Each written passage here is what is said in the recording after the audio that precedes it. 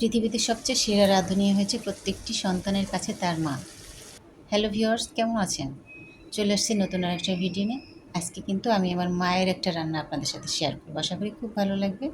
তো চলেন, আজকে আমি রান্না করব ডাল, কাটা চচ্চড়ি আর হচ্ছে কাঁঠালের বিচি ভর্তা। আর আমি ভর্তা করলে অবশ্যই পাটায় ভাত খাবো, এটা মাস্ট। এটা আমার খুব প্রিয় একটা খাবার, পাটায় ভাত খেতেই হবে ভর্তা করলে। ভাত আর ডালটা কিন্তু প্রায় শেষের পথে। এই যে রসুন, পেঁয়াজ কুচি, মরিচ, হলুদ দিয়ে একটু জাল করার পর এটা বাগার দিয়ে নেব। আর ডালে আমি একটু বাগারের সময় একটু ভেরিয়েশন আনি, কিছুদিন শুধু পেঁয়াজ রসুন দিই, আবার একদিন একটু পাঁচফোড়ন দিই, একদিন সরিষা দিই, একদিন একটু শুকনো মরিচ দিই। মানে আপনি এটা চেঞ্জ করলে দেখুন ডালের স্বাদটাও চেঞ্জ হয়ে যায়। যেমন আজকে শুকনো মরিচ, পেঁয়াজ রসুন একসাথে ভেজে এই যে ডালটা করে নিলাম, ধনিয়া পাতা দিয়ে এটা আমি নামিয়ে নিয়েছি। এটা হচ্ছে কোরাল মাছের মাথা। এই মাছের মাথাটাকে একেবারে মচমচা করে ভাজতে হবে। আর এই পেঁয়াজ কুচি, রসুন কুচি, কাঁচামরিচ কুচি ভেজে নিচ্ছি। ওই যে আমি কাঁঠালের বিচি মানে ভর্তা করবো বললাম না, কাঁঠালের বিচিটা ফ্রোজেন, এখন তো কাঁঠালের বিচি পাওয়া যাবে না। আমার মা মানে আমার শাশুড়ি মা কাঁঠালের বিচি মানে খোসা ছাড়িয়ে সিদ্ধ করে পাঠিয়ে দিয়েছিল, সেটাই আমি ফ্রোজেন করে রেখেছি, সেটাই এখন আজকে ভর্তা করবো। মাছের মাথাটাকে আমি একেবারে খুব সুন্দর করে মচমচে করে ভাজার পর এখানে এই যে মাছের পেয়াটা, তারপরে ওই যে বালিশ, এগুলো আমি ভেজে নিয়েছি।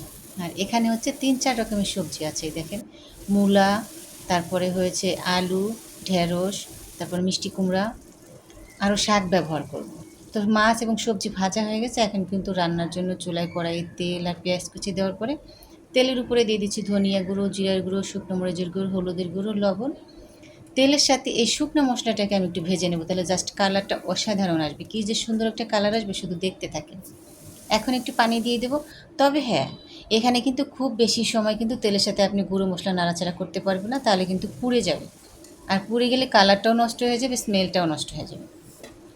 আর এই কাটা চচ্চড়িটা অবশ্যই ঝাল ঝাল হতে হবে। আমি শুকনো মরিচের গুঁড়ো ব্যবহার করছি, ইভেন অনেকগুলো কাঁচামরিচ কুচি ব্যবহার করেছি। তার সাথে মশলা কষানো হয়ে গেছে, এখন এই মাছের মাথা সহযোগে সব সবজিটা দিয়ে দিয়েছি। এখন হচ্ছে রান্না করার পালা। আমরা তো যৌথ সংসারে বড় হয়েছি, তো একটা মাছের মাথা যদি এমন হতো না, তো মাকে দেখতাম সে কাটা চচ্চড়ি করতো। বাড়িতে মোটামুটি সব ধরনের সবজি হয়, সব ধরনের সবজি থেকে একটু একটু করে নিয়ে পরিমাণে অনেক রান্না করতে হতো, কারণ মানুষ বেশি। তারপরে সবচেয়ে বড় কথা হচ্ছে সবজিটা অনেক মজার হয়, এই কাটা চচ্চড়িটা। এখন দিয়ে দিলাম কটা কাঁঠালের বিচি আর কলমি শাক। মাকে দেখতাম সবসময় পুঁই শাক ব্যবহার করতো। তো মা এই সবজিটা, এই মাছের মাথা একেবারে মচমচা করে ভেজে তারপরে এভাবে সব ধরনের সবজি মিলিয়ে লাস্টে একটা পুঁই শাকের ডগা দিত।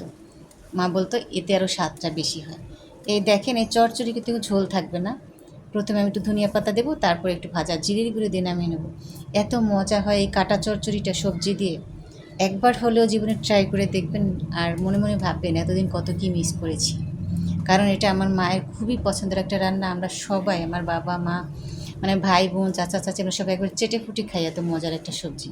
আপনাদের কেমন লাগলো অবশ্যই জানাবেন। ভালো থাকবেন, আবার কথা হবে ইনশাল্লাহ।